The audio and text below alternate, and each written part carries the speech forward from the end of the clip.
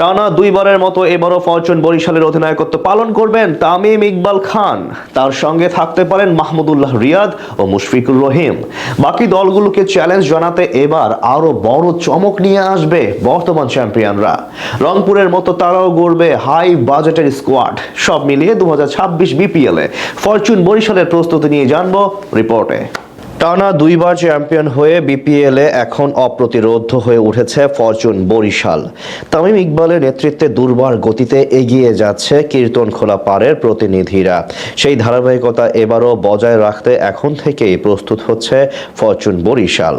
শোনা যাচ্ছে আগের আসরগুলোর তুলনায় 2026 বিপিএল হবে আরও বেশি জমজমাট। তাই সেখানে বেশ কিছু চমক নিয়েই হাজির হতে পারে বর্তমান চ্যাম্পিয়নরা।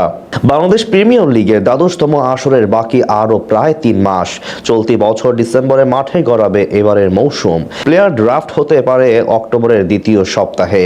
তার আগেই 4 বিদেশি ক্রিকেটার সাইন করিয়ে চমক দিয়েছে রংপুর রাইডার্স, যেখানে সবচেয়ে বড় সারপ্রাইজ ছিল বরিশালকে দুইবার চ্যাম্পিয়ন করানোর পেছনে অন্যতম বড় ভূমিকা রাখা ডেভিড মালানকে নিজেদের ডেরায় ফেরানো।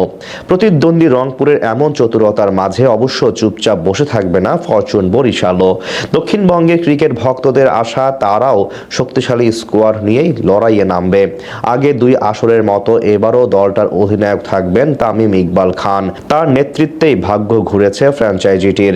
তার সাথে দেশের বাকি 2 সিনিয়র ক্রিকেটার অর্থাৎ মুশফিক মাহমুদুল্লাহকেও ধরে রাখতে চাইবে ফরচুন গ্রুপ। এদিকে ডেভিড মালান যেহেতু চলে গেছেন রংপুরে, তাই তার বিকল্প কাউকে আনতে চাইবে ফ্র্যাঞ্চাইজিটি। সেই তালিকায় থাকতে পারে একজন নাম করা ক্রিকেটার। বাংলাদেশ প্রিমিয়ার লিগে সর্বশেষ কয়েক আসরে যেই কয়জন বিদেশি বিশ্বমানের তারকা মাঠ মাতিয়ে গেছেন, তার সিংহভাগ খেলেছেন ফরচুন বরিশালের হয়ে।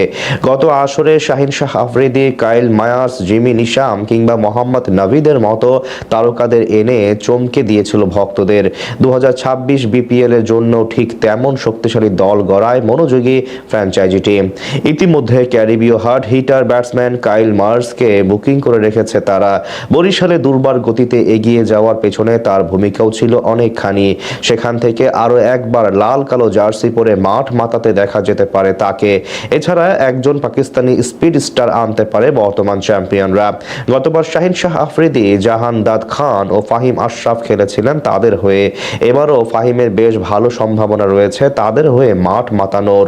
এবার বিপিএল-এ প্রতিদ্বন্দ্বিতা বাড়াতে বিদেশি মালিকানাধীন প্রতিষ্ঠানও আনতে পারে বিসিবি। সেটা হলে স্বাভাবিকভাবে বৃদ্ধি পাবে টুর্নামেন্টের জৌলুস। পাশাপাশি এবার সবগুলো দলের জন্য ট্রফি জয় হবে বেশ চ্যালেঞ্জিং। সেই কারণে তাদের সাথে পাল্লা দিতে সব ধরনের প্রস্তুতি নিতে চাইবে ফরচুন বরিশাল।